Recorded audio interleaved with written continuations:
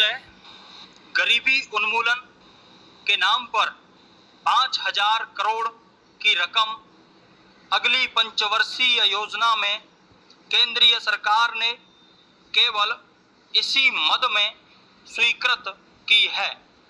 गरीबी का उन्मूलन जिस तरह के कार्यक्रमों के द्वारा किए जाने की बात की जा रही है, वे कार्यक्रम साधारणतया ऐसे हैं जैसे अकाल राहत के समय प्रारंभ किए जाते हैं और जहां केवल जीवन का अस्तित्व कायम रखने के लिए मजदूरी दी जाती है।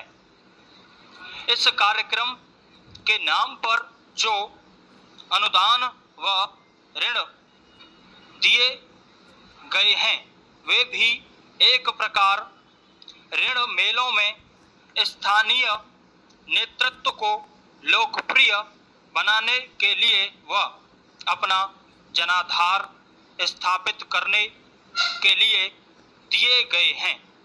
बैंकों के द्वारा इस कार्यक्रम के अंतर्गत ऋण दिए गए हैं, उनकी वसूली बहुत ही कम हुई है।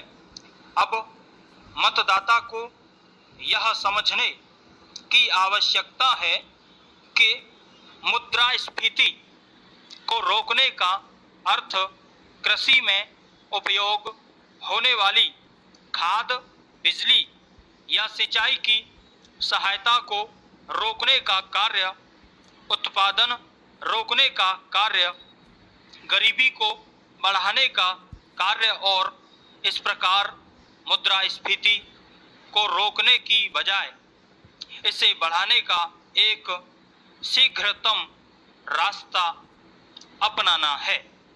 हमारी केंद्र सरकार की नीति आर्थिक सुधार के बजाय आर्थिक दुर्दशा की तरफ ले जा रही है। चुनावों में जो परिणाम आंध्र प्रदेश, कर्नाटक, महाराष्ट्र, गुजरात व बिहार से प्राप्त हुए हैं, उनसे यही ध्वनित होता है।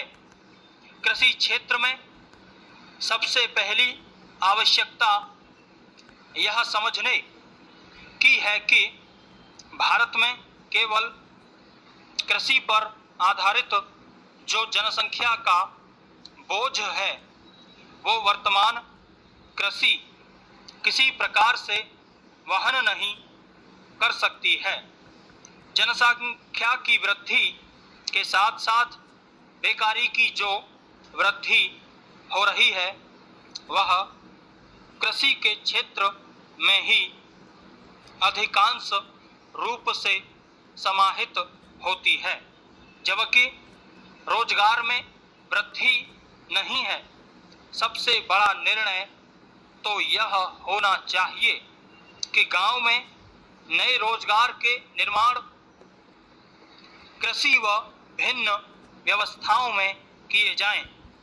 भविष्य में रुई व कपास पर आधारित सूत, धागे व वस्त्र के तमाम कुटीर, छोटे व बड़े उद्योग केवल ग्रामीण क्षेत्रों में स्थापित किए जाएं।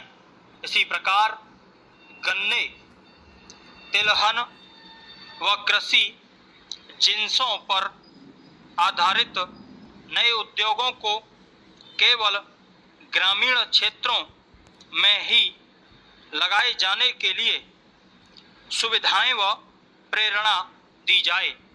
एक प्रकार से हमारे गांवों के औद्योगिकरण का बड़ा अभियान चलाए जाने की आवश्यकता है और इसके लिए ग्रामीण क्षेत्र में सड़कों, सिंचाई व बिजली का आधारभूत ढांचा खड़ा करने के लिए लाखों करोड़ों की रकम की भी आवश्यकता हो तो वह उपलब्ध कराई जानी चाहिए।